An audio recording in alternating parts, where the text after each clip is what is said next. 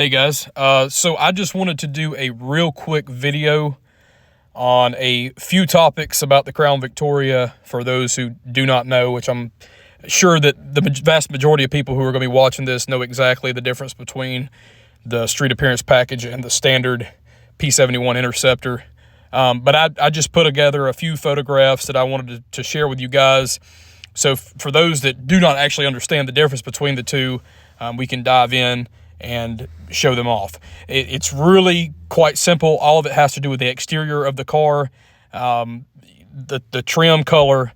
That's the main thing that makes a street appearance package different from a standard. So the first thing we're going to look at real quick is the black honeycomb grille. Now this grille was created by Ford Motor Company in 2001 and was applied to Crown Victorias from 2001 all the way through 2011. I will get to the grille that they used from 98 to 2000 here in a minute, but this one, 2001 and up, this would be the grille that would be applied to what was considered the standard police interceptor. If you just ordered a stock police interceptor, this is the grille that's going to come on the car from the factory, okay?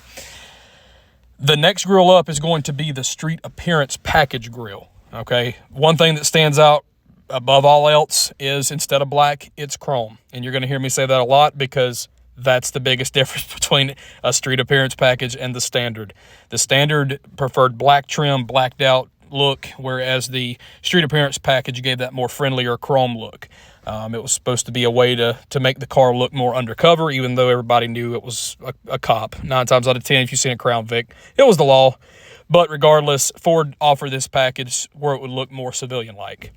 This is the grille they would put on their base models or their LX, and so it made the police interceptor, at least from the front glance, kind of blend in with those civilian counterparts. And then this is the grille that I was going to speak briefly on, the 1998 through 2000 only. This grille was shared between the standard police interceptors built in this year. It had the same type of design as the chrome slated grille, but this was considered the black slated grille, and this was part of the police interceptor package. Ford didn't obviously have the honeycomb in 2000, and so this is the grille that they used of choice back then, okay? Moving on, we're going to start talking about side molding. Now, this is something that's changed.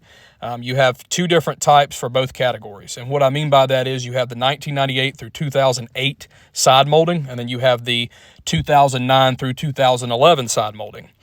This particular one that we're looking at, while it is a civilian vehicle, as you can kind of tell by the keyless entry thing there, that pad, just ignore that. This is going to be the same type of molding that would have been applied to a street appearance package Crown Victoria from the years of 1998 till 2008. 2008 was the very last year for this side molding, and this only applies to street appearance package P71s, okay? Notice the fender molding because that's the biggest thing that makes this one stand out. Versus the 2009 and up, where they had an actual fender delete and the molding was gone for good. So this is what you would see present on a street appearance package P71 98 through 08. Moving on to the standard P71, the one that would be built without the street appearance package. If you pay attention to the molding, it had more of a bland look to it. There was no fender molding. It was simply only on the doors, just like 09 through 11 have. It was more of a rounded with no design. It's just kind of like this long oval looking side molding. It wasn't very attractive, but this is what it looked like. And like I said, this is once again the 1998 through 2008 standard police interceptor side trim. Now, this, once again, I'm bringing this back up, that little fender molding, that's really what gave it away, it being a street appearance package from the standard, if you didn't really pay much attention to the actual design in it. The standard really didn't have much design. At least the street appearance had that little, cut through the middle is what I like to say, and it kind of gave it a more upscale look. Now we're going to move up to 2009 through 2011. This is the standard version. You can notice that the entire molding assembly, like the entire molding design, has completely changed. Ford has made a whole different type of design at the top of the molding. They got rid of it being round at the ends and made it more squared off. And the back door molding still had that sharp point at the rear as they did in the previous years. So this is your standard with black trim. Then we're going to move on to our 2009 through 2011 street appearance package, which was the exact, unlike the 1998 through 2008, the side molding was the exact same. The only difference between the SAPs and the standard interceptors is that street appearance packages received a chrome insert in the top portion of the door molding. Once again, going back at it, door handles, that's another thing that makes a difference between an SAP and a standard. A standard P71 is going to have an all-black molding door handle on all 4 doors, whereas your street appearance package is going to have a black lower door handle, but the top portion is going to be chrome. It matches more with the civilian look. This looks more tactical. This looks more civilian-oriented, okay? And then lastly, we're going to take a look at the very back of the police car, because this is really where it stands out, the difference between an SAP and a standard P71. A standard P71 is going to be equipped with black rear fascia with a obvious police interceptor badge on the lower left-hand side of the trunk lid. You're also going to have a black trim underneath the taillights. You're going to have black trim that runs underneath the trunk fascia. This makes it a standard police interceptor. If we go over, now we're going to look at a street appearance package, P71. Yes, this picture is an actual police interceptor. This is a police car, but it is a street appearance package. I believe this is an 07 specifically. You can see where it says Crown Victoria instead of police interceptor. Therefore, people change these things now all the time. Some guys use police interceptor on the street appearance, even though it's not technically historically accurate.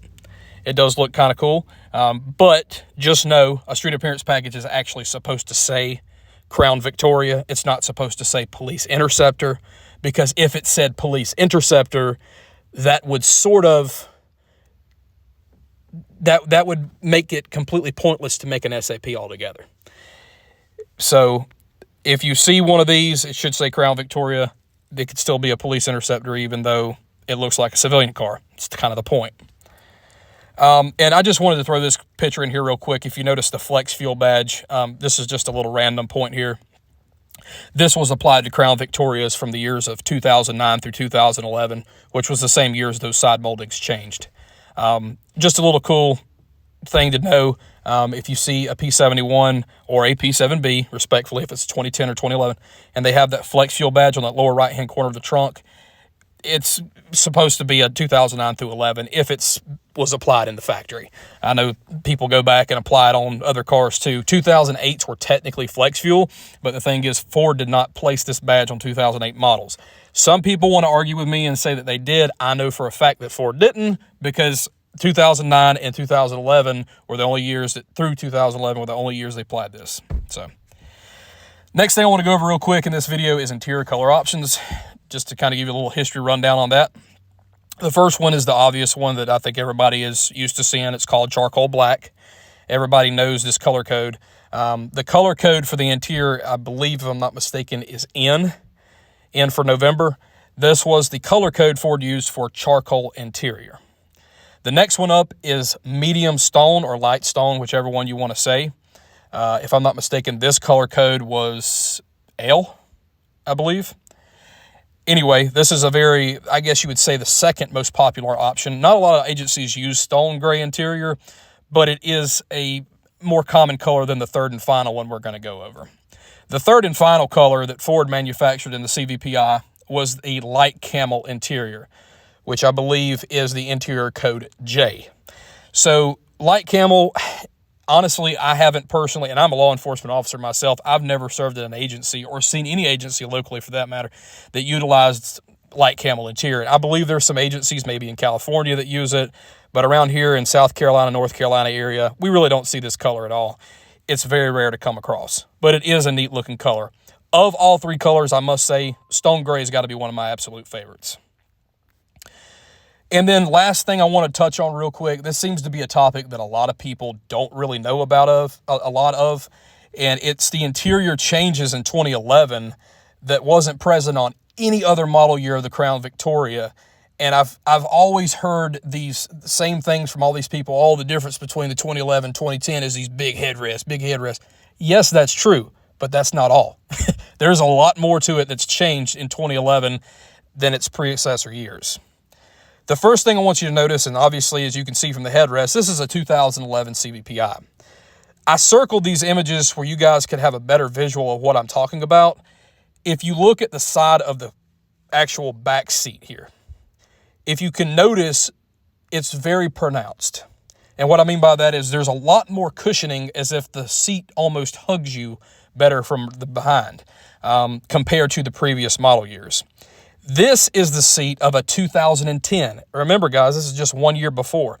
It looks completely different.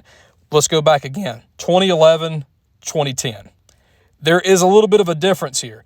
It's almost like they made the seats more comfortable, which I don't really know why they would do that if they're going to discontinue it that same model year. But, hey, it's awesome. That's another little change that they made in 2011 that a lot of people don't really notice. Another thing, this is going into the plush 50/50 cloth seats that seems to be very sought after, and I personally love. This is from one of my vehicles here. I circled the area I want you to pay attention to. If you notice, there's a tougher material there where the bottom and the top portion of the seat actually come together. And I believe why Ford did this in 2011 is because 2010 and earlier models had a bad issue of ripping the actual cloth interior on that seat. And so Ford decided, hey, in 2011, let's put a little piece of fabric here to make it a little bit tougher. Here's a car from 2010. If you notice, that portion of cloth is deleted. It's no longer there. It's only present in the 2011 model year Interceptors, or any 2011 Crown Vic, I should say, not in the 2010. Ignore me pointing to the holes in the carpet. Hey, you know, I got to replace that at some point. But the main thing I want you to look at here is the floor mat itself and how it bolts to the floor. If you notice, there's clips on two sides of the floor mat, whereas if you look from a 2010 and under, you only have that one circular hole that latches in the center on the floor itself, on the carpet flooring. So that's a little different between 2011 floor mats and 2010 and under floor mats. The last thing that I thought was really cool about 2011 only, and this is 2011 only period, is they actually have pockets on the back of the street appearance seats.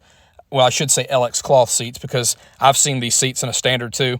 I've also seen the bucket seats in an SAP. It just depends on how the department ordered the car. But what's really cool, back to the point, is it has these little pockets in the back of those LX seats that they did not have any of the previous years. As you can see, this is a 2010 CVPI. It does not have those pockets on the back seats. So I thought that was a really cool addition that Ford did on the last year of the Interceptor, or the last year of the Crown Vic altogether. And it's just a nice little storage space they got. So anyway, guys, that pretty much does it, I believe. There are no more photographs to go through. It's just a few little details I wanted to hit on real quick while I could. And I appreciate you guys watching, and I'll see you guys on the next one.